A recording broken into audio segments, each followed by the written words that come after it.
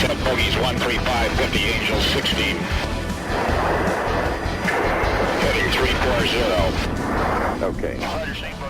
May 2022. Captain Ellie, a decorated Top Gun aviator in the United States Navy, testifies before the House Intelligence Subcommittee on Counterterrorism. The subject is UFO sightings. The captain has recorded a recently leaked close encounter with a UFO. This is the first congressional hearing on this topic in over 50 years. And that is why I believe, despite having recorded my interactions with these unidentified aerial phenomena, these unexplained flying objects are experimental technologies from an earthbound actor or nation state, and not anything to do whatsoever with extraterrestrials from other galaxies or planets. Thank you for your time. I will have order, please. Thank you, Captain Ellie, for that opening statement. Congressman Cephas, you may begin your questioning. Thank you, Madam Chairman. Now, Captain Ellie, before we get into the details of your close encounter with the UAP we just saw in the video you provided, would you mind very much identifying the individual sitting right next to you? Of course, Congressman. I'm happy to.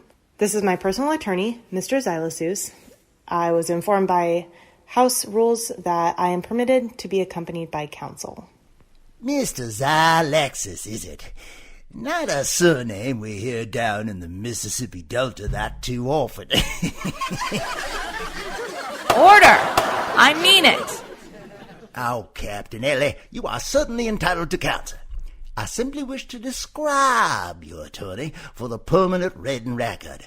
The 10 or 15 people watching these proceedings on C-SPAN today have us at a disadvantage. Everyone else in the country might desire a transcript.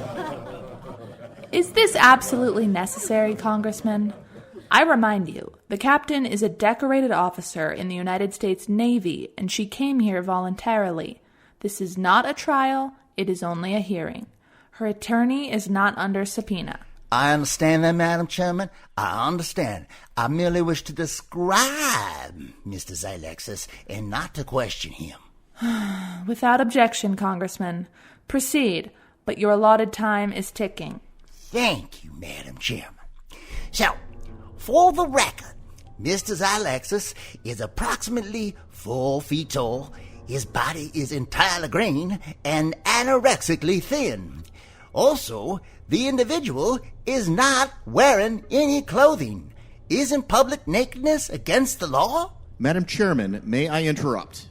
Also, Mr. Xylexis' head is almost 3 times the size of a normal human head, and his black eyes are each the size of tennis balls. Would that be an accurate description of your attorney, Captain Ellie? Madam Chairman, may I be recognized? Congressman, I'm not sure why the outward appearance of my attorney is relevant to these proceedings. I came here to testify about my personal experience with UAPs. Objection, Madam Chairman. All right, Congressman Maroon. You are recognized for 15 seconds. Thank you, Madam Chairman. Congressman Cephas, may I suggest that you leave your southern bigotry at the door? The U.S. Congress does not discriminate by skin color, height, or other physical appearance factors. Oh, just calm down there, Maroon. Take another swig from your secret flask, you stupid Yankee. And settle down. Now, look, all I'm simply saying is that this individual looks like a thing out of a sci-fi movie. Am I right? You people in the audience, you tell me, doesn't he look like an extra in the cantina scene of the first Star Wars movie? Order! This is my last warning to the spectators. If you do not observe our protocols, I will have the Capitol Police clear this room. Congressman Cephas, Captain Ellie's attorney is not under subpoena today. Please restrain your comments accordingly. My sincere apologies, Madam Chairman. Captain Ellie, you do not have to, but should you wish to, I want to give you an opportunity to respond to Congressman Cephas. Thank you, Chairman. Just a moment. Captain Ellie leans over and consults with her attorney.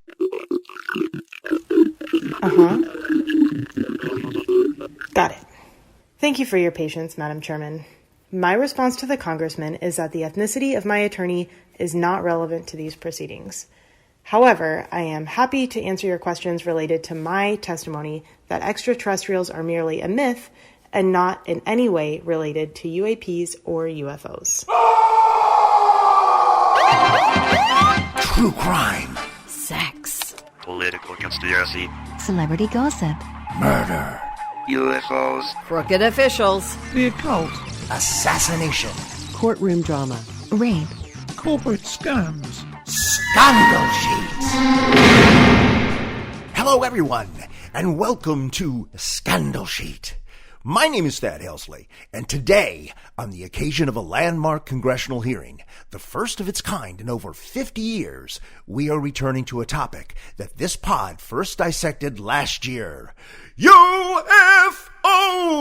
1978 television series Project UFO, courtesy CBS television distribution. Ezekiel saw the wheel. This is the wheel he said he saw. These are unidentified flying objects that people say they are seeing now. Are they proof that we are being visited by civilizations from other stars? Or just what are they? The United States Air Force began an investigation of this high strangeness in a search for the truth. What you are about to see is part of that 20-year search.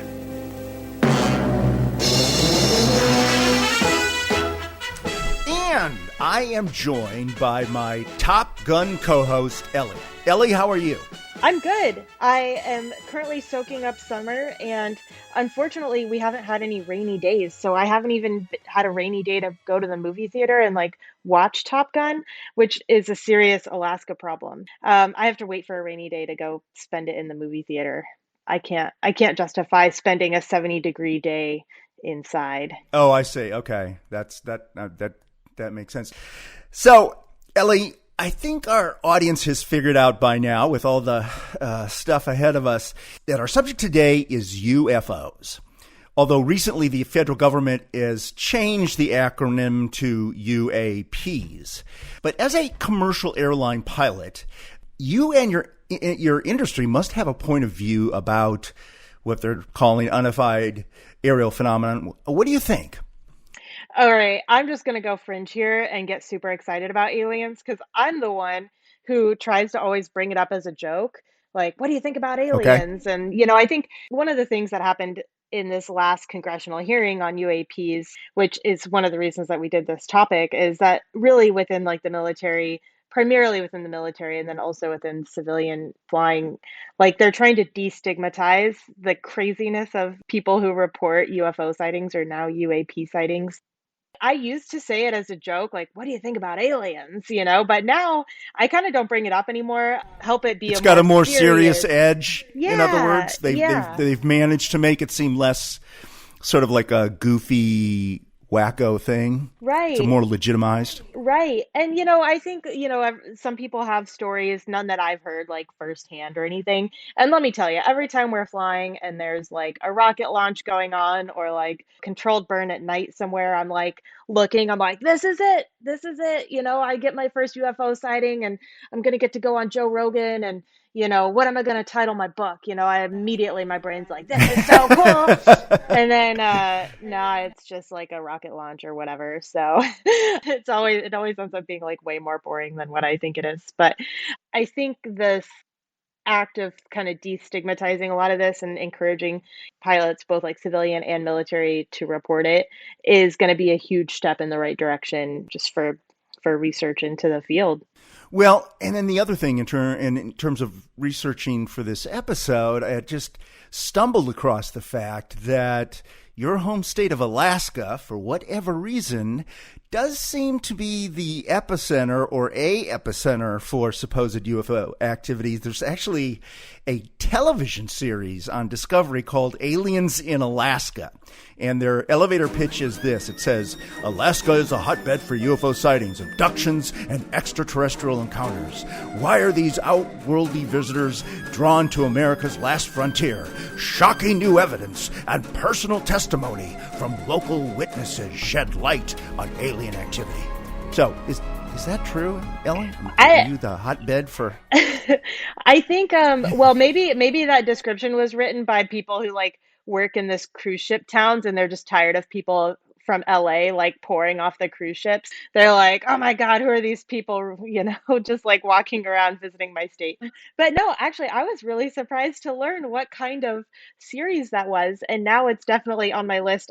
I will not be watching it until the winter because now that it's summer here, like nobody watches TV in summer. You have to wait till winter to watch TV. But I will definitely watch it this winter and let you know what I think. I'm super excited to watch it. And I think it kind of goes back with a lot of people in like the desert Southwest report a lot of UFOs. They're just like not very populated areas. And, when we kind of talked about that Bigfoot episode, there's a lot of Bigfoot sightings in Alaska too. It's just not a very sparsely populated area. So if you see some weird things, then maybe that is where the aliens and Bigfoot and the Easter Bunny are all hanging out. Especially the Easter Bunny. Yeah, and what we say in the episode that we're going to replay a little bit later, we do cover the fact that the co-host previous to you happens to live in New Mexico, very close to Los Alamos, where the atom bomb was invented, and another base where they test experimental stuff. So you're right about that. I mean, if I was going to test top secret stuff, I guess I would try to go to the most remote place I could think of. So about these congressional hearings themselves, which was sort of the reason that we decided to do this episode, was the fact that there was hearings last week, and it's the first time in, I think, over 50 years that Congress has ever convened an actual hearing with witnesses, with evidence, and other stuff. What did you think? Did you fly through that a little bit? I mean, I watched it. Well, I should say I listened to it, and then when they were playing videos, I would tune in and watch. It was pretty interesting. I think overall the vibe was that we need to like destigmatize this, and we need reports from people who are in the air and seeing things to report things. It was comical at some points. Like there was like a solid 5 minutes of them trying to figure out how to work like the video and rewind it and play it and pause it at the right time. And I mean, boomers, what are you going to do? But I was like, this is like when my grandparents, try to FaceTime or whatever. It's like, forget it. I think it's really important to destigmatize it. So I think we're going to start to see a lot more reports, and it doesn't necessarily mean there are going to be more sightings. It just means that more people feel comfortable coming forward with their stories. And so I think it's really important. I don't know much about military aviation. I just mostly know the civilian side, but I think especially in both realms, that overall hearing, that was the gist of it. And I think it's good. I'm really excited about it. Well, and from my perspective as an old person, so that, at the very top of this, we played a little clip from this documentary in 1972 or something like that. Okay, that was filled with people like guys in trailer parks are the ones giving the testimony. It's just like, yeah, I saw this, and then that was sort of the level of it. So it's a lot different when a test pilot, a fighter pilot is the guy, and they're not just giving testimony, they actually have video. Yeah. And then there's a lot of other empirical evidence, like on radar, they're going, hey man, that thing's going 13,000 miles an hour. Right. And it's violating the laws of physics and blah, blah, blah. So, I mean, that gives it more credibility. Now, I get that they still don't want to admit that there's any such thing as an extraterrestrial. They'd rather think that it's something that China invented, or Russia, or India, or God knows who. It could even be our guys, right? Because if I was doing something top secret, I wouldn't tell anybody else in the government that I was, they didn't tell anybody about the atom bomb until they actually dropped it. It was pretty top secret. So I think it's pretty hard for people to keep secrets like that, though. You're right, like with the... Well, today it is. Today it is. Yeah, like you got Twitter. I mean, because cell phones can just press the voice memo button quietly and slip it into your pocket and record the whole conversation, and nobody knows any better, right? Right. So I don't know. I like to, like I said, same as Bigfoot. I'm like, cool. If aliens are out there and they're just buzzing around in their little Tic Tacs, like, cool. I want to learn about it. If it's China or whatever, then yeah, we should definitely learn about it. Go on to all the alien chasers. Like, I want to hear all about it. Maybe it's Bigfoot who's actually flying the Tic Tacs. Wow. Now that would be good. Bigfoot is flying the thing that goes 13,000 miles an hour. It's like Yeah. Maybe that's how it goes. Or maybe it's the tooth fairy. I don't know. So last summer, we did an episode on UFOs. It was only our third episode, so probably very few people had the opportunity to listen to it. So we're going to replay it for you here because all the information presented is still very fresh.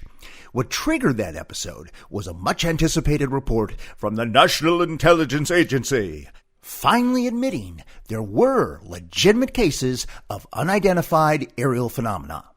And that got the ball rolling that eventually led to last week's hearing. So, without further ado, here is the Scandal Sheet episode, UFOs, Unrelenting Freaking Obstruction. It is October 2024. The first manned space mission to Mars is preparing to land on the planet's surface. The United States space capsule is commanded by Major Kassia and her lieutenant, Bernice. You're looking good on your approach, Mars One. Roger that, Houston. Bernice, can you look at that starboard thruster? It might have an issue. I am on it, Major Kassia. Thanks, Bernice. We're going in, Houston.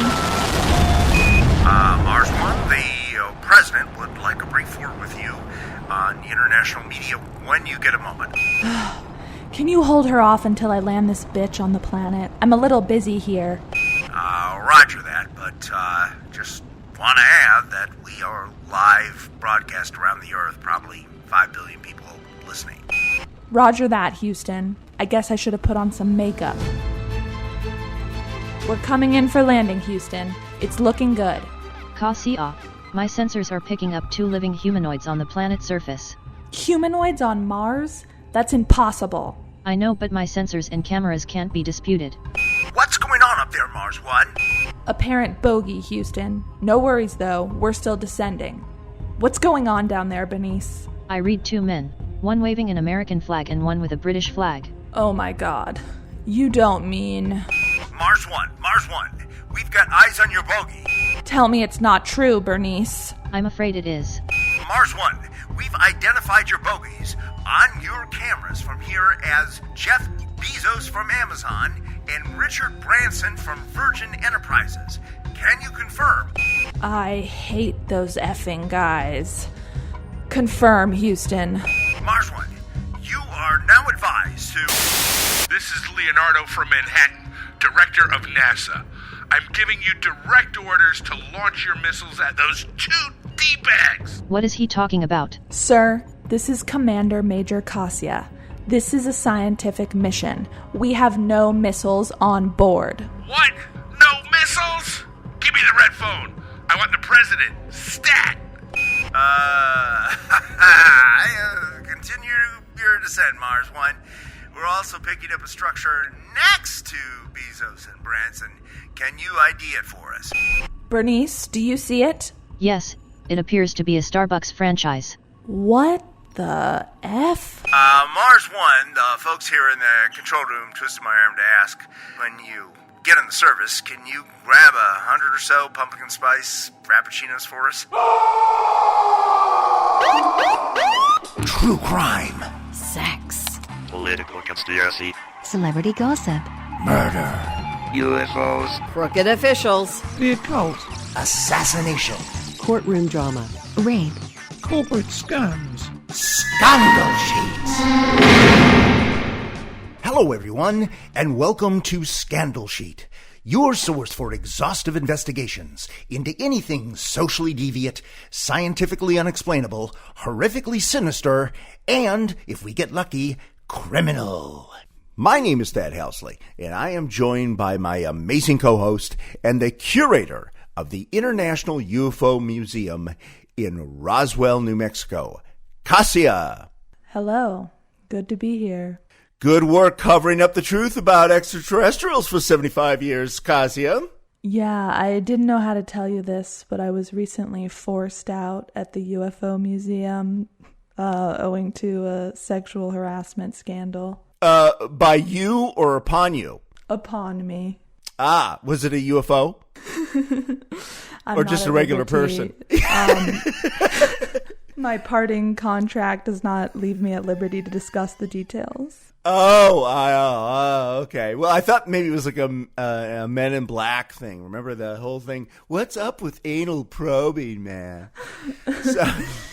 And we are joined by the head UFO consultant to the Senate Intelligence Committee that demanded the recent report, Bernice. Committee CO chairs Mark Warner and Marco Rubio are fun at late-night bar sessions but are mostly clueless on this topic. So, listeners, on the occasion of a recent major report from our very own Pentagon, your favorite Sherlock Holmes-style sleuths are reassessing the existence of UFOs! Excerpt from the Mercury Theater on the Air's radio broadcast of the War of the Worlds on October 30th, 1938. Flag of truce. If those creatures know what that means, what anything means. Wait a minute, something's happening. Humped shape is rising out of the pit. I can make out a small beam of light against a mirror. What's that? There's a jet of flame springing from the mirror and it leaps right at the advancing men. It strikes them head on. Lord, they're turning into flames. Now the whole field's caught up by the woods, the barns, the gas tanks of the automobiles spreading everywhere. It's coming this way now, about 20 yards to my right. Ladies and gentlemen, due to circumstances beyond our control, we are unable to continue the broadcast from Grover's Mill. Evidently, there's some difficulty with our field transmission. However... From Close Encounters of the Third Kind, 1977, courtesy Sony Pictures Entertainment. Turn right 30 degrees. Get on the heart of the 45th Recon Wing. See what the hell they could be testing up there. This is Indianapolis Center. Do you have any test operations restricted area 2508? Aries 31, roger. Traffic is quite luminous and is exhibiting some non-ballistic motion, over. Roger, Aries 31. Continue to send at your discretion, over. Okay, Center. Senate pilot's discretion is approved. The traffic is approaching head-on, ultra bright, and really moving. They're right by us right now. Now, that was really close. Aries 31 is out of 340 in the traffic path. Ask them if they want to report officially. EWA 517, do you want to report a UFO, over? Negative. We don't want to report. From the Day the Earth Stood Still, 1951, courtesy 20th Century Fox, a Walt Disney Company. Your choice is simple. Join us and live in peace, or pursue your present course and face obliteration. We shall be waiting for your answer. From the original Star Trek TV series, 1967, courtesy Viacom CBS. Space, the final frontier. These are the voyages of the Starship Enterprise. Its 5-year mission to explore strange new worlds, to seek out new life and new civilizations, to boldly go where no man has gone before. Crazy, contradictory cultural stuff, huh, Kassia? Okay, the clips that you're playing speak to the idea that the alien stuff, which is different than the UFO stuff, because aliens coming to planet Earth doesn't necessarily have to be in a weird saucer floating around in the sky that we don't know what it is. Absolutely, and obviously we will cover that. But the way we conceive of it, the way we as Homo sapiens, specifically in the United States of America, see things in this goofy way. And it is very... Why? There's a lot of reasons for it. I actually read a book once by Carl Jung that tried to investigate like the psychoanalysis, the underpinnings of the UFO myth. Wait a minute. You mean Jung, the famous Freudian psychiatrist? Okay, wow. Okay. He wrote a whole book about, I think it's called Flying Saucers, about UFOs specifically, and like analyze, because he did a lot of dream analysis. He analyzed people's UFO sightings in the same way that he'd analyze dreams. Oh, wow. Well, we're going to have to look that book up and put it in the liner notes of this episode. There you go. But yeah, I mean, his idea that it's basically some kind of psychological projection, and that would explain why it's extremely like our view of these aliens, whether or not they come in a UFO or not, is extremely narcissistic, because it's always they're going to save us or they're going to murder us all. it's never like they're just here to visit. They're just on vacation. They're just peeking around. It's always like our security is at risk, or they're going to teach us how to all be kind and love each other. Right.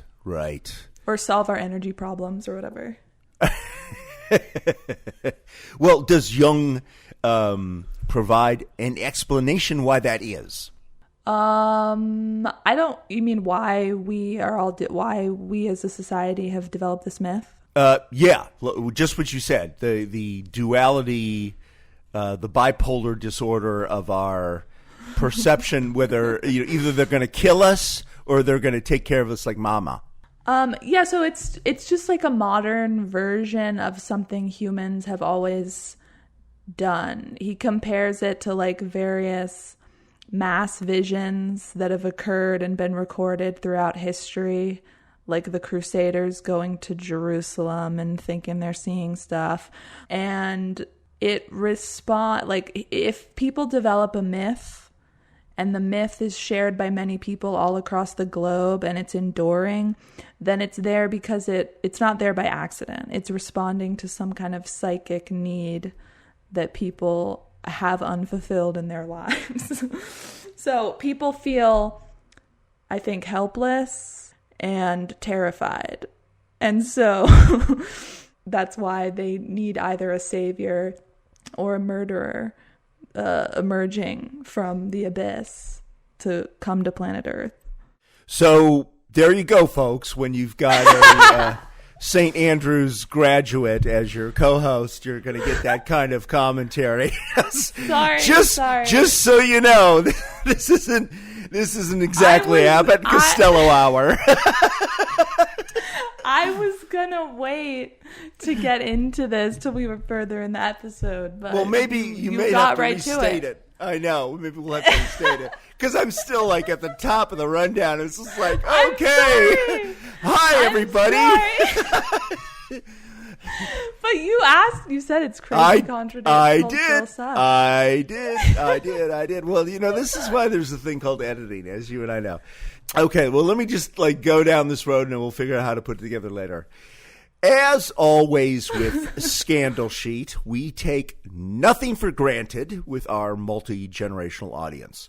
Bernice, can you give us a quick update on what a UFO is and what is its relationship, if any, to so-called extraterrestrials?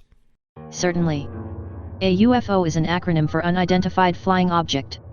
It is any perceived aerial phenomenon that cannot immediately be identified or explained. Most UFOs are eventually identified as conventional objects or known phenomena. The acronym was coined during a 17-year investigation conducted by the United States Air Force, called Project Blue Book. Though no documentary evidence has ever been found to validate this belief, the term UFO is often associated with extraterrestrials, intelligent life that originates beyond planet Earth. But Bernice, the government isn't even calling these phenomena UFOs anymore, are they? No. They are now being called by the Office of the Director of National Intelligence, Unidentified Aerial Phenomena, UAPs. So they're, like you were saying, they're just aerial. They don't even, give you a chance to be in the water or the ground or anywhere else. You've got to be in the air. You've got to be in the skies. Got to be in the fucking air, man, going 10,000 miles an hour. So, Kassia, our self-appointed job in this podcast, I hope, is to either persuade the vast majority of English-speaking people off the ledge of whatever bullshit myth or outright lie they cherish, but also then to put them back on that very same ledge for something legitimate they are uninformed about. Do you agree? What are you trying to put them on the ledge for? The ledge is put them off the ledge because of the myth that you were just talking about, the bullshit myth, the outright lie. Right, but what's the new ledge that you're putting them on? The new ledge is the reality that they have yet to be informed about, which is even more terrifying. Well, that's what we're going to discuss in this case. I would say that I agree. However, my ambitions are higher, and I would like this podcast to be dubbed into many languages. Ah. So I would like to persuade the vast majority of the population of planet Earth. You're just limiting yourself to Homo sapiens? What about the giraffes? So we'll get there next. We'll get there next. Okay. So going back to our take nothing for granted prime directive, Kassia, for our listeners that may have been asking themselves this question as they're listening, what is an extraterrestrial? Is it little green men? I mean, what's the theory? What's the theory? Doesn't that just mean life not on Earth? Well, that's what I'm asking you. I thought maybe you could tell us. That's what I take it to mean. However, the word, I mean, when people say extraterrestrial, yeah, they have a vision in their mind that's like a relatively human-ish looking creature. Like it's got a face like we have. It's got eyes of some kind. It's like familiar enough to be scary, but unfamiliar enough to be scary. They don't think of it like some little amoeba like floating around in goop. Although that would be probably the most likely outcome, exactly. Right? To go to Mars and find an amoeba. Probably. As opposed to... yes. But there also could be like, farther away universes beyond our... I'm not on Mars. I mean like way beyond our conception. Right. But whether labeled a UFO or a UAP, Kassia, an object in the sky that is temporarily unknown by military authorities, is just that, unknown. Historically, it often turns out to be a weather balloon, a shooting star, or some other arcane meteorological phenomenon. Early Homo sapiens, thousands of years ago, thought the sun and the moon were some kind of gods. And that may have worked for them at that particular time, but now we know different about those particular phenomena. Word. So let's step back for a moment, Bernice, and open up the encyclopedia for a moment. Is any kind of extraterrestrial or alien life even possible outside of the planet we are in the process of destroying? Mr. Halkley, you are exceeding the number of questions you can ask me in a given episode, by our contract. Give us a break, Bernice. We're trying to do a podcast here. You are well compensated for your efforts. A Cliff Bar and a kale smoothie do not constitute compensation in my view. Bernice, I'm on your side, by the way. Thank you. Okay. We'll talk to your agent about renegotiating your contract. But can we just get through this?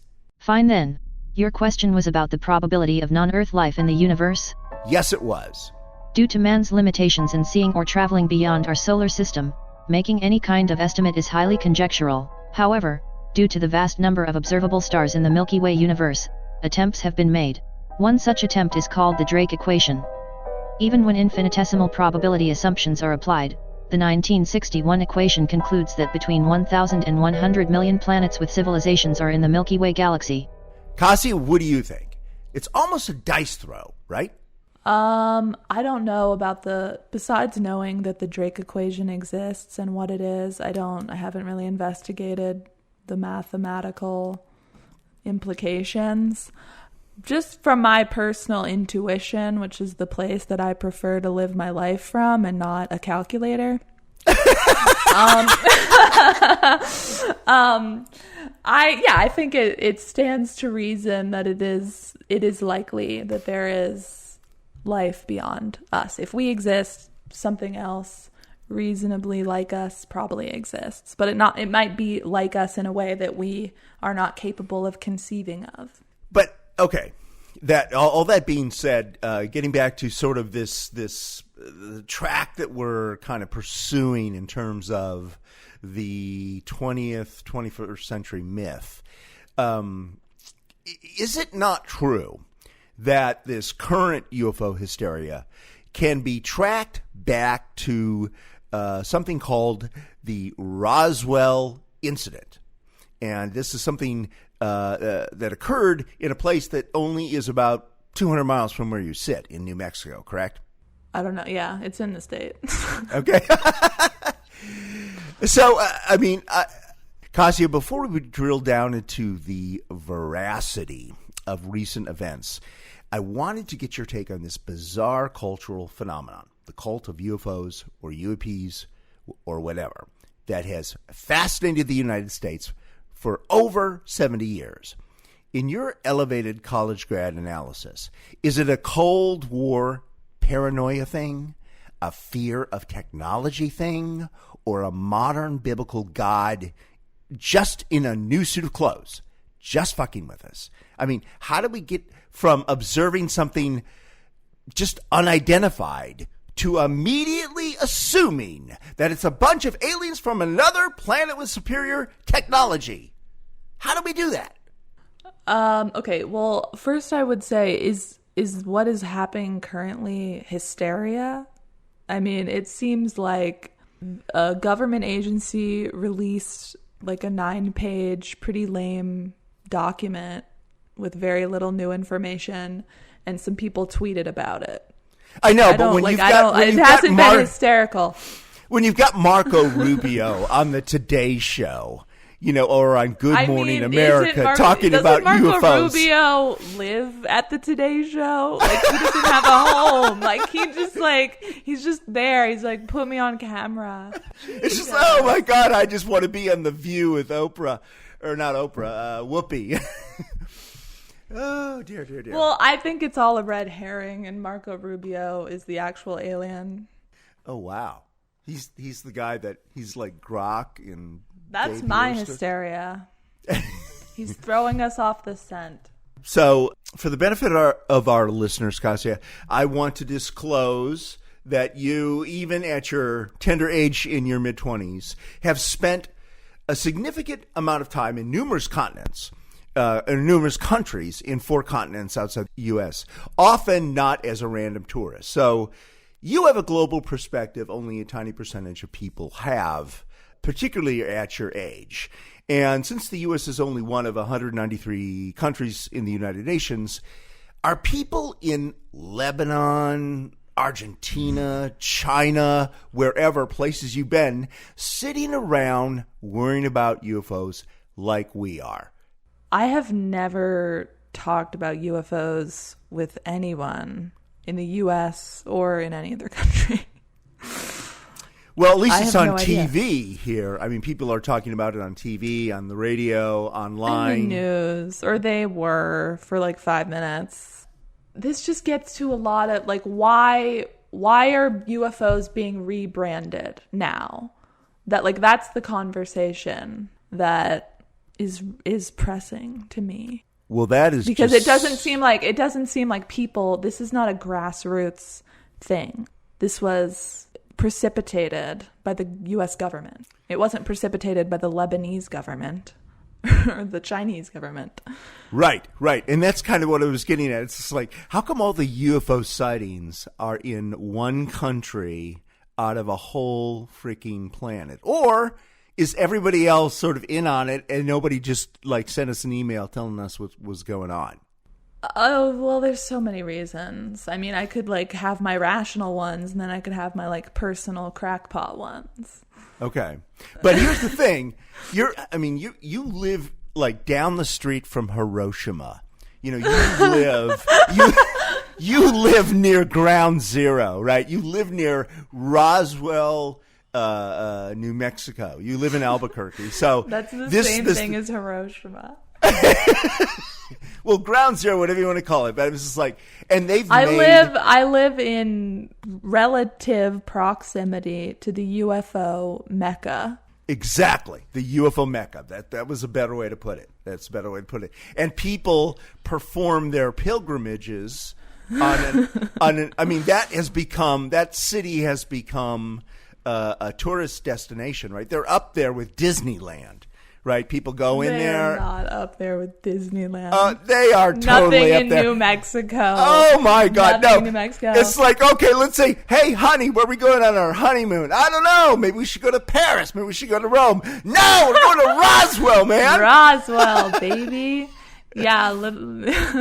What are you gonna do now that you won the Super Bowl? I'm going to Roswell. Roswell.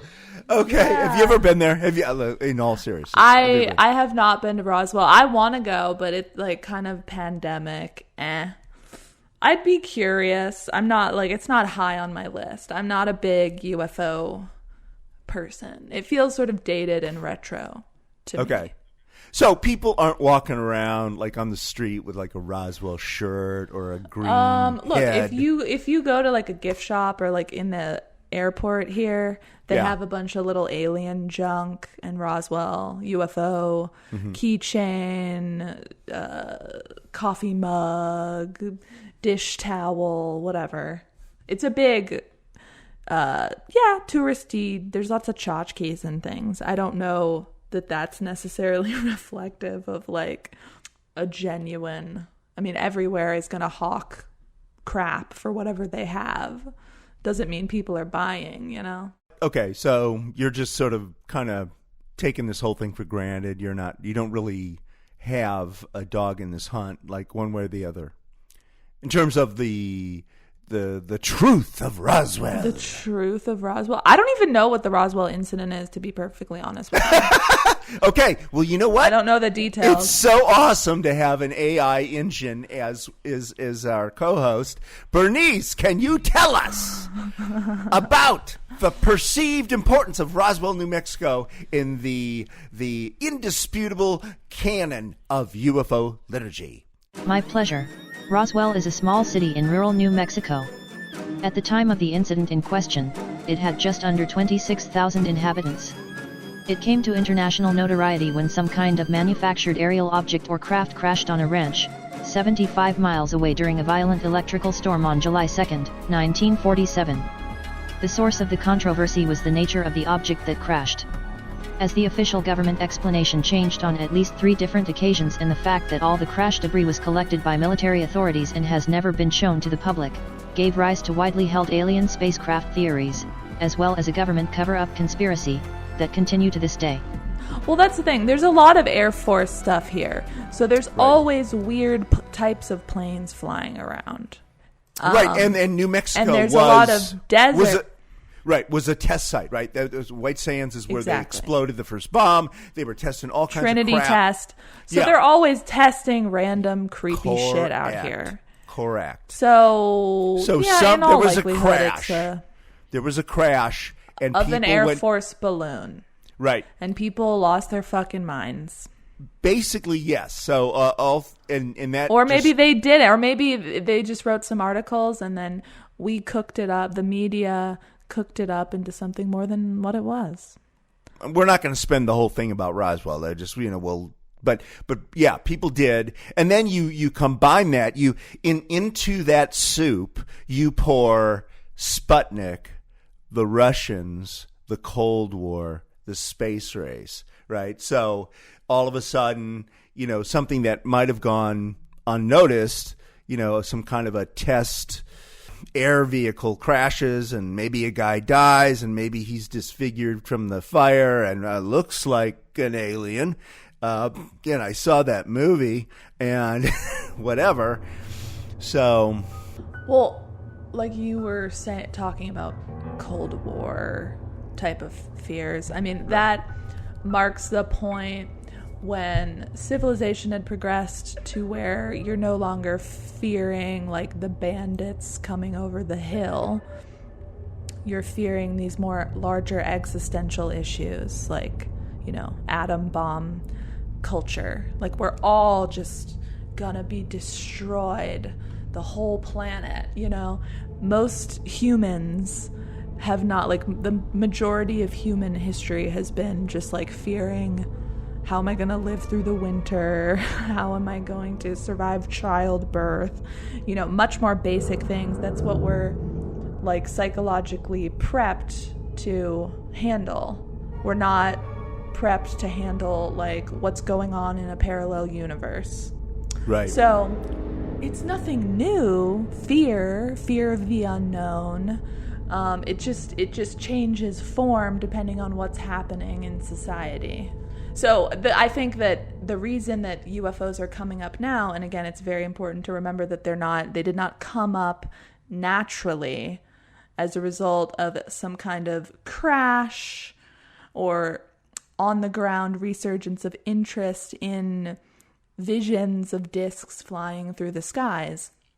This was officially sanctioned and prepped and planned and released, and Barack Obama's going on a late-night show and talking about it, and Harry Reid's writing an op-ed and talking about it. They brought out all the heavy hitters in the political world to push this on us at the time of COVID. And like all of this and all of this huge raft of conspiracy theories that have engulfed every faction of American politics, whether it's like QAnon or Russiagate or anti-vaxxing. This is like, hey, we have a conspiracy theory too. And if people want to talk about this one, that would be a lot better for us than if they were talking about that other stuff that's more material to things people are actually struggling with right now. Well, no, that's a very interesting theory. So, I mean, and you're right. It's sort of like a harmless one. You know, it's like, hey, exactly. we don't have to take over the Capitol, do we? We and can it's just not sit in not our like, living room. It's the same, yeah, or the Jeffrey Epstein thing, which actually speaks to like the power of finance and informal kinds of power, unelected power. This is just like total pie in the sky nonsense. Right. There's nothing to, it's just a distraction.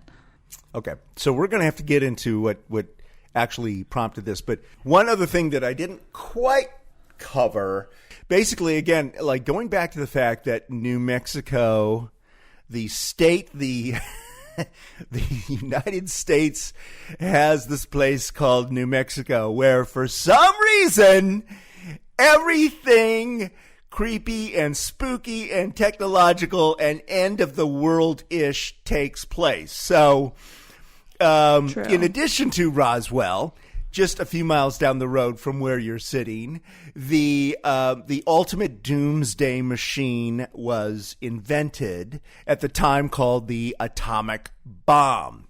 Okay, so now we call it... You may have heard of it. You may have heard of it, especially if you lived in Hiroshima or Nagasaki, at least for 10 seconds. But anyways, it was... nobody knew, like, if you were living in the early 40s and some guy even whispered about, hey man, they're building a bomb down the street that's gonna like blow up a whole city, you'd be like, oh, what? Whoa, man. You would think that was science fiction, right? That would be science fiction. And the only thing that would make it not be just a story. Now, in this case, like you were just saying, this whole thing is sort of a canard. It's just, oh my God, there's stuff in the sky. You know, as opposed to, oh my God, we just killed 100,000 people in 5 seconds. You know, so, but when you heard about it, everybody was like, oh my God. And then, of course, everybody else figured out how to do it. And then we had the Cold War and fear of being dead for decades and decades and decades. Now, somehow, because everybody's got it, nobody seems to care about it because it's like, well, gee, we're not going to use it because then we would all be dead. But people have just grown accustomed to the dread, but there's still a lot of people in like the U.S. military that are like hired to care a lot, and they do care a lot. Well, we're really all caught up on whether, you know, it's like it's one thing for China and Russia to have all these missiles, but what if Iran and North Korea gets a hold of them? They might be suicidal. The Iran, the North Korea. I mean, there's just there are entire blocks of Washington, D.C. filled with apartment buildings, filled with people who are paying their rent off of money that they get for writing like Brookings Institute papers about how North Korea is going to blow us up any minute. Sounds like you might be one of those people. I'm not one of those people. I could have been. I know a lot of those people. You're going to a wedding for one of those people. And you're going to be going to the alcoholic playground at the I've thrown down some glasses of champagne with those people, not going to lie, but not one myself. It's like, oh, sorry, going to have to cut this honeymoon short. I got to go write my paper on North Korea blowing up, Europe. So, all right, so let's get into after all of this, let's get into the meat of this episode. Here is what we know about today, about the current state of UFOs and or UFAs. Echo 6-1 Tango, Roger.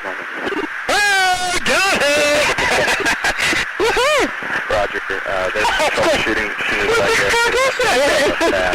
Did you box moving target? No, I took an auto track. Oh, okay. Oh my gosh, dude. Wow, look at that fly. Dude, this is a fucking drone, bro. There's a whole fleet of them. Look on the ASA. My gosh. They're all going against the wind. The wind's 120 knots from the west. Look at that thing, dude. That's not our LNS, though, is it? It's not. That is the LNS, dude. Well, if there's like... Look at that thing. It's rotating. Well, can we talk about the fact that they invented a new word for it. So they're like, yeah, we've decided we're going to call it a UAP now. So in typical Washington fashion, they came up with another cucked little initialism. Right. When UFO was perfectly fine. So again, it's just like, why are you rebranding UFOs? What is that is a very good question. Why do we have a taxpayer-funded, rebranded conspiracy theory being pushed out at us by the DNI? What the fuck is going on? Like, I'm not worried about shit flying through the sky. I'm worried about why the Senate is fucking talking about this. Well, are Marco Rubio's constituents beating down his door, demanding answers about the Roswell incident? I don't think so. I think they're like, can I have food to feed my kids? When can I leave my house without a gas mask? Well, and that's true. And you don't really think of the Pentagon as your, but hold on, usual it's not rebrander. It's the DNI. It's who? It's the Senate? Oh, yeah. Defense Director of National Intelligence. So the DNI is not even, like, the DNI is this thing they invented. Like, it's a Bush era thing that they invented to be like, sorry, we fucked up September 11th. We're going to create a new job. And this guy is supposed to liaison between. That's why we have it. Right, and we know people who work... So it's a war on terror. Right. It's a war on terror era invention that Joe Biden made a cabinet-level position now, which is creepy and weird in and of itself. I just found that out recently. I was like, why? It's because we have got to fight these UAPs. UFAs. This is a cabinet-level issue, guys. Unidentified aerial phenomena, a massive deflating balloon. This we must combat. Oh, it's so stupid. But what is so you bring up a very good point. What is the reason to do the rebranding? Other than, you said earlier, okay, everybody sat down and said, what are we going to do as a distraction away from the anti-vaxxers and the John Brown insurrectionists and blah, blah, blah. Let's come up with something that's going to get everybody's minds off all this other stuff. But but you don't necessarily have to do a rebranding to do that. Why didn't we just keep saying UFOs? Why do we have to all of a sudden have UAPs? Because they want it to be they want it to have the air of formality and like scientific analysis. Because the whole point, like what I believe is that the reason this was being pushed in this moment, this is like, again, when was this released? June. Okay, so not last week of June. So 6 months into a new administration during like an unprecedented pandemic and economic crisis that came as a result, they're pushing an authorized conspiracy theory. Correct. why are they doing that? To distract us, to try to keep us from talking about the unauthorized conspiracy theories. Now, I don't necessarily, I'm not a conspiratorial, I'm not a member of any of these factions. I'm not on board with the anti-vaxxers. I would never be a member of a club that would have me as a member. Exactly. Like, I'm interested in them as like, yeah, in the Carl Jung way of like, yeah, these are like psychic phenomena that tell us something about like what's going on in the American mind. Okay, children out there, remember, you gotta Google Carl Jung. You'll be like, Carl Jung, wow. You got it, yeah. This is really informative. This is a Carl Jung podcast now. We're going to rebrand it. Oh my God, there's a Police song that mentions Carl Jung. How many pop songs have Carl Jung in their lyrics? Probably a lot, honestly. Let's get back to the actual videos, which we played the... Let's talk about the videos. The videos, okay. The videos suck. That's another thing. They really need to improve the quality of these videos. I mean, come on. We have like 4K everywhere, and yet UFO videos are just as shitty as they were 70 years ago. We need to get DreamWorks in on this. Come on, guys. Come on, I want Lucasfilm working on this. Does no one have a Carl Zeiss lens lying around when one of these things flies overhead? This is bullshit. But these videos, okay, like you're saying, were captured by naval aviators, so-called Top Gun type people. Top Gun people, right? The people that in these billion-dollar aircraft. Tom Cruise guys, but... Some of them are women, right? I mean, now they get to fly too these days. Well, and what was weird about the videos to me is how these guys are cackling like a bunch of schoolboys. They're like, "Oh my God, look at that thing go!" Like, it seemed almost scripted. It seemed like a parody video of that, the Chelsea Manning video, the like collateral damage one. Well, it is. I mean, it really is. I mean, because we share, like, everybody saw Close Encounters of the Third Kind in the late 70s, when they were kids. Well, it was like a big movie at the time. And so when you're actually experiencing it, you're almost like in some kind of bizarre, ironic thing. It's like, wait a minute. I'm a professional aviator, and all these guys back on the aircraft carrier are telling me this thing is going like, 5,000 miles an hour. And then it stops, rotates, basically defying the laws of physics. So you're like, oh, okay. Oh, wow. Is this a UFO? Is this it? Is it actually happening to me right now? Yeah. If you don't know what it is, it is, then it's a UFO. Right. And all that means, like you said before, is unidentified. Doesn't mean... Of course. An alien doesn't mean anything. It just means, hey, what's that, man? That's why it's this perfect catch-all of nothingness. Because it's always a UFO. If we don't know what it is, then it's a UFO. So those videos, what sort of, maybe it was sort of a smoke-filled star chamber of people saying, what are we going to do to come up and distract America? But it was always that way. Aren't there stories? Hold on. Okay. Aren't there stories of like CIA guys going around to like ranches in New Mexico and being like, "Hey, remember that like thing you saw in the sky? I think you should keep talking about that." Well, there was this thing called the Operation Blue Book, which was an official investigation, and they actually did like do thousands and thousands of hours of interviews with people about stuff they saw and blah, blah, blah. And they basically obviously came up with nothing. It was just there to, it's like anytime anybody is worried about, we're going to have a government investigation. We're going to have a blue ribbon panel that's going to look into this. So everybody calm down.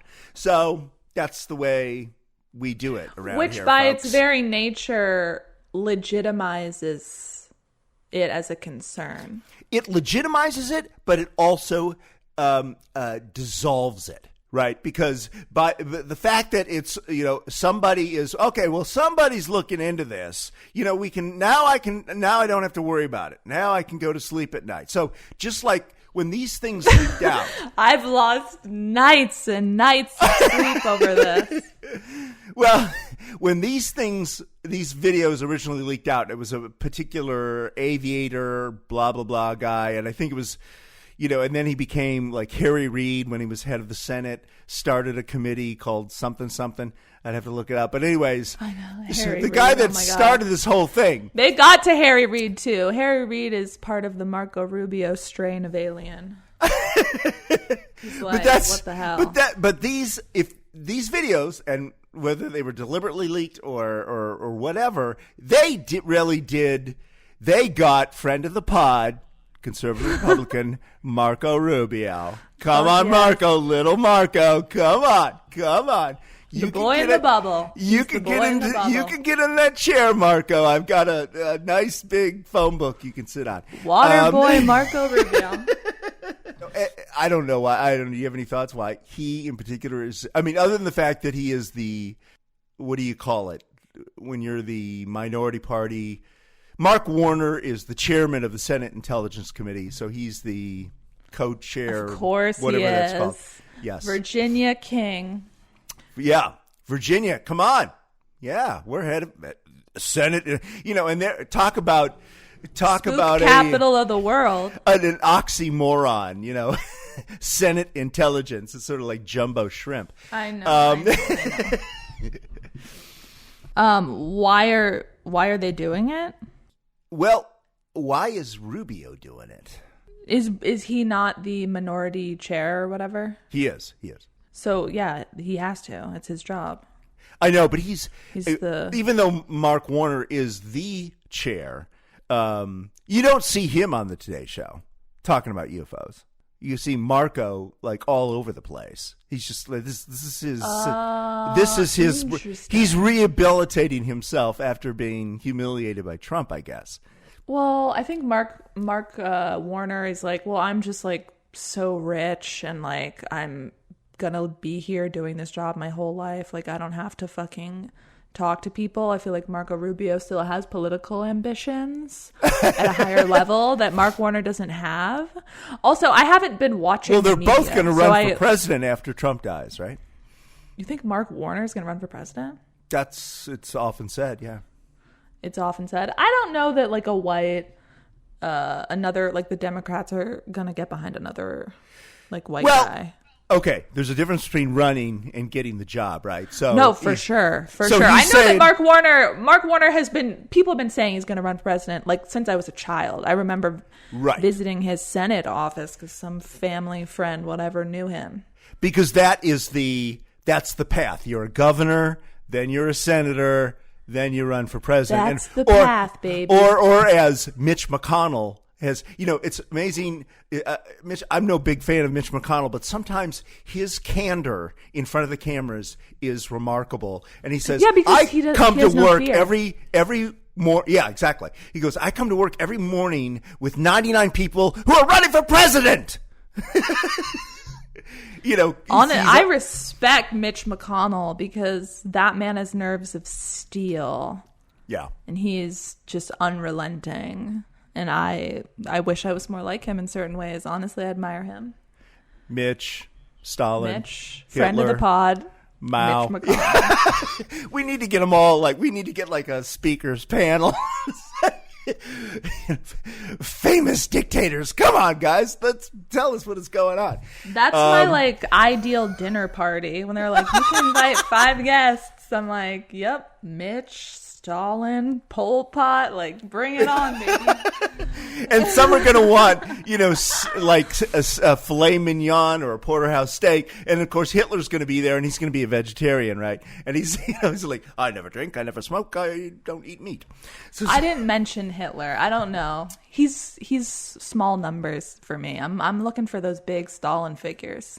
Well, that's true. That's true. We give him a lot of credit, and really he was kind of a rookie. Didn't hang around long enough to really. He's more JV. He is. He's sort of, he never, you know, why are we talking? We need to stop. Go ahead. Okay, we're stopping now. Let's go back to this Pentagon report. So everybody, DNI though. It's okay, not Pentagon. DNI. Sorry. Ouch, babe. So it finally comes out after a lot of, you know, people go, ooh, what's going to be in the report? Turns out it's not even 9 full pages long. And this is like the unredacted version. So there's another version. Yeah, this is the because I'm sure there's really highly classified, important stuff that they're withholding. Well, we don't know. I mean, you're just like, hey, how could something that took 18 months to prepare be only? I mean, like if you in college, like if you did a book report that you had all year to do. This report is like what I would be writing at 8 a.m. before it was due at 9 a.m. This is what this report is. That's how much effort was put into this. This is the laziest PSYOP I have ever seen. PSYOP?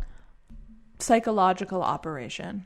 Ah, right. I agree with you. But it sort of kind of puts this whole thing, it gives us 3 options. You know, what would, it does sort of acknowledge, based on this physical evidence, that there are unidentified things. It doesn't say what they are. It just says, okay, we came up with 142 things we can't explain. There were some things they could explain.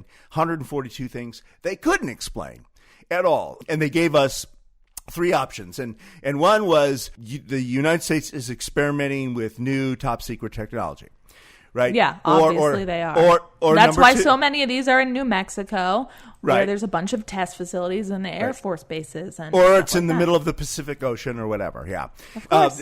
Number 2 is, surprise, surprise, experimentation with new top secret technology by forward-leaning nation states that we don't like. Russia, China, and India. That was the funniest one, where it just said foreign adversary systems deployed by China, Russia, another nation, or a non-governmental entity. And it just name checks like 2 geopolitical rivals, as if like obviously it could be Germany. It could be the UK.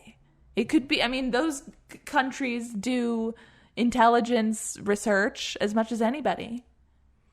But it's funny how they're like, well, look, this is really just to like cut down the number of tweets about anti-vaxxing, because if you're a Proud Boy, you might take a 5-second break from like, I don't know, reloading your muzzle loader to to tweet about UFOs. And then they're like, well, let's just throw in some like red meat for the China hawks too. So let's just be like, yeah, you know, UFOs, probably nothing, probably just a balloon or some weird atmospheric phenomena. But it could be China though. Let's bring in the fact that at the very same time that this report is being prepared, you've got 3 of the world's biggest billionaires going into space: Elon Musk, Richard Branson, and Jeff Bezos, right? So they've been quietly doing commercial space stuff. Like NASA will hire them to go up and, send some food and cigarettes to the people in the International Space Station. So they're in there too, right? Because they've got the technology and they've self-funded it and they're going to make money out of it one way or the other, right? Yeah, so but they don't mention that in this report. No, they don't. I'm throwing that in. I'm just throwing that in. You're throwing that in. Yeah. No, that's a good point. That these, the new, like, that's the true, like, Jeff Bezos, Richard Branson, and Elon Musk are the true foreign adversary systems that we should be worried about, not fucking Russia. Forget China, man. I mean, it's Elon Musk we got to be worried about. So... Well, I'm not. China is not a militaristic aggressor. They're looking to economically dominate us, which they are. And every member of elected office, Democrat or Republican, is riding the cash wave of. Okay, we'll get into China on probably another thing. The third, It's just classic U.S. hypocrisy that I have to mention. I'm sorry. Cut it out if you want. I just have to mention it. And then the third option, we spent so much time on option 2. Option 3 is the possibility of quote unquote extraterrestrial life. So it's on the list, but everybody's like, yeah, come on. That's probably not going to happen. We didn't find anything on Mars, did we? So it's there. That's it.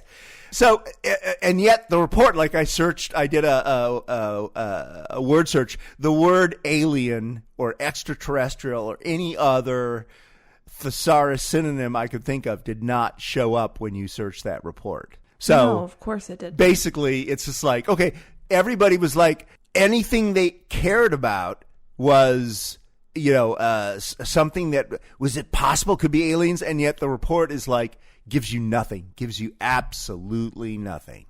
Well, that was the whole like bait and switch of this operation, is because it was to like coyly suggest that something big was coming, and then to be like, actually, it's more likely to be random debris or a plastic bag and the light is hitting it funny than it is to be life from a distant galaxy.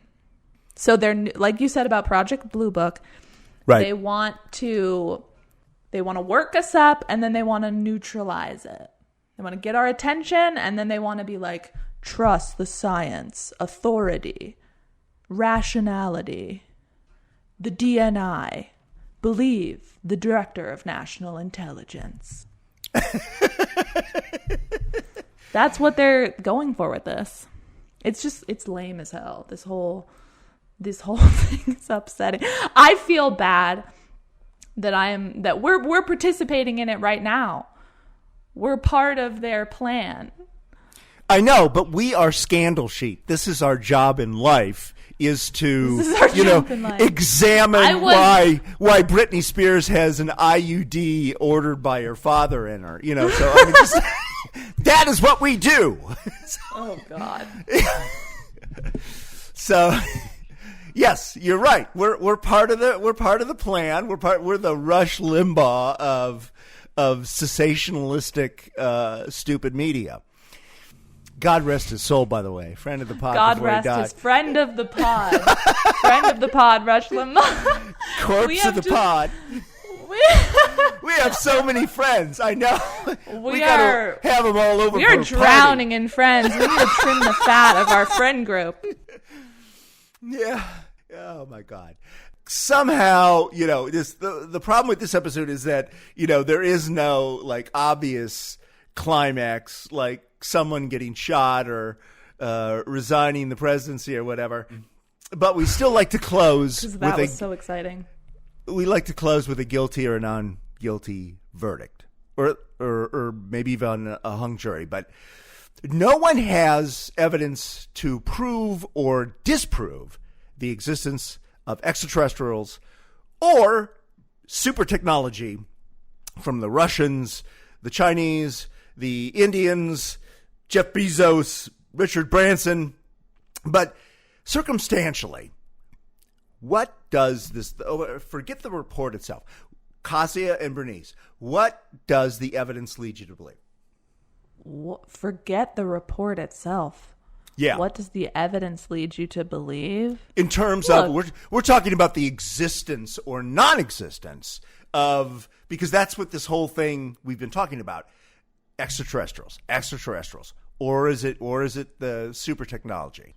This has absolutely nothing to do with the existence of extraterrestrials. Okay. It doesn't even approach it. UFOs are about weird-looking things in the sky that we've projected a mythology onto based on our like unresolved shadow selves. To use the Carl Jung language. Oh my God! Here comes Carl again. Nothing to do. Here comes Carl. We need a sound. Put Carl back in his cage. Oh my God! We need like a music cue for when Carl Jung's theme. John Hoekstra, where are you? I want a Carl Jung music number. I want him to come out like all that jazz. Oh my God, me too. Bye, bye, UFOs. Hello, loneliness. It's all about the loneliness. Yeah, this has absolutely nothing to do with extraterrestrials. What does the evidence lead me to believe about our government? That this is a waste of time and energy. It's not even novel or funny anymore. It's just boring. The whole like UFO conversation.